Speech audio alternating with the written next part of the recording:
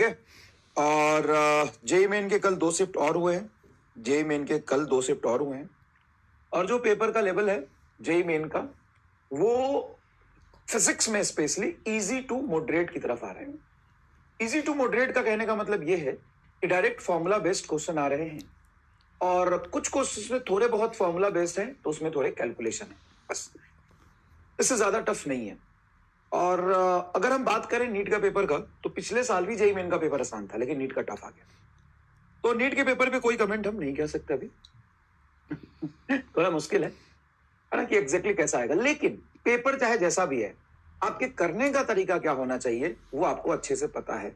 अगर पता है तो एक बार थम्स अप कर दीजिए कि सर बिल्कुल पता है, हमें पहले इजी टू मॉडरेट पे ही कमांड करना है, क्योंकि नीट 2025 में भी 45 में से 25 सवाल बहुत आसान थे। तो आप बहुत अच्छे से पढ़िए, कंसेप्ट पढ़िए, बहुत मेहनत करिए, लेकिन आसान और सिली मिस्टेक्स, फॉर्मूला बेस्ड सवाल जो 20-25 आएंगे वो नहीं छूटनी चाहिए। अगर वो कर लिया तो 100 नंबर तो फिजिक्स में आपके हो गए, केमिस्ट्री में आपके 150 नंबर या 120 नंबर हो गए, बायोलॉजी में आपके 320 नंबर हो गए। तो अगर आप 500 तक टच कर जाओगे तो उसके बाद सोचोगे ना कि मुझे 600 तक कैसे जाना है। अगर आप 500 तक नहीं टच कर पाओगे तो दिक्कत होगी। मेरी बात समझ गए होगे शायद, क्योंकि आपको 500 तक टच करना पड़ेगा, ठीक है। तो क्वेश्चन की प्रैक्टिस बढ़ाइए, पहली बात। क्वेश्चन की प्रैक्टिस बढ़ाइए, पहली बात। बहुत सारे क्वेश्चन की प्रैक्टिस करिए, टाइम को मैनेज करना सीखिए एग्जामिनेशन टेम्परामेंट के साथ, पहली बात।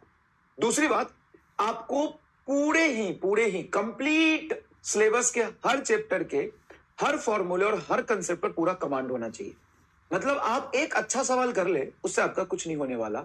आप उस पूरे चैप्टर के सारे फॉर्मूले जानते हैं और उस पर नीट के पीवाईक्यू कैसे आए हैं, अगर आप ये जानते हैं तो आप आराम से नीट क्वालिफाई करने जा रहे हैं।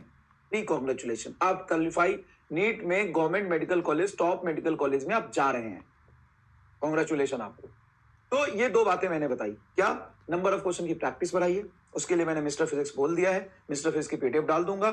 अगर पेपर आसान आता है 45 क्वेश्चन वही से आएगा, अगर मॉडरेट आता है 40 क्वेश्चन वही से आएगा, बहुत टफ आता है, बहुत एक्सेप्शनल आता है 35 क्वेश्चन वही से आएगा, और बहुत टफ और बहुत हार्ड आ गया तो भी 30 से 35 क्वेश्चन वही से आएगा, और जो वो कर लेगा उसका सिलेक्शन होगा। तो सबसे पहली बात, क्वेश्चन की प्रैक्टिस बढ़ाइए। दूसरी बात, टाइम लिमिट के साथ क्वेश्चन की प्रैक्टिस बढ़ाइए। तीसरी बात, आपको हर चैप्टर के हर छोटे छोटे फॉर्मूले पे और नीट के पीवाईपी पे कमांड होना चाहिए। अगर ये 3 बात हो गया, रिवीजन बहुत अच्छे से कर पा रहे हो, तो आपका सिलेक्शन 100% हो जाए। ठीक है, ठीक है। टाइम नहीं मिल पा रहा, टाइम मिलेगा बेटा, धीरे धीरे टाइम मिलेगा, ठीक है, धीरे धीरे ही टाइम मिलेगा।